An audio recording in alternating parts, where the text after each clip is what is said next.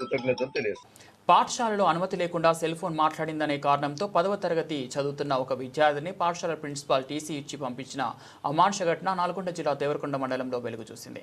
తన తండ్రి ఆరోగ్యం సరిగా లేదని తెలుసుకుని విద్యార్థి సెల్ ఫోన్తో తన తండ్రికి ఫోన్ చేసి మాట్లాడింది. ఈ విషయం తెలుసుకున్న పాఠశాల ప్రిన్సిపల్ ఆగ్రహం వ్యక్తం చేశారు.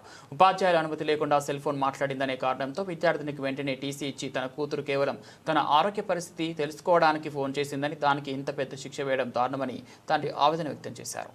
స్వామి మా బీకే తాండా కోలాడ మండలం సూర్యాపేట డిస్టిక్ మాది. మా అమ్మాయికి సీట్ వచ్చింది. 3 సంవత్సరాల నుంచి ఇదే దేవరకొండ గిరిజన ఎస్టీ గురుకులంలోనే చదువుతుంది.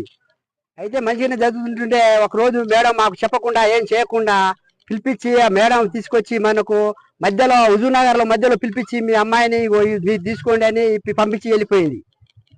ఎందు మేడం ఏం పంపించారు, మా అమ్మాయి ఏం తప్పు చేసింది, ఏంది కాదు కాని చెప్పండి మా చెప్పండి, మా అమ్మాయి ఏం తప్పు చేసింది అని అడిగితే మీ అమ్మాయి ఫోన్లో మాట్లాడిందండి. ఫోన్లో మాట్లాడితే అది చెప్పండి కాల్ రికార్డింగ్ తిప్పియండి అని చెప్తే కూడా తిప్పకుండా ఈ తీసిచ్చి ఇంటికి పంపించింది.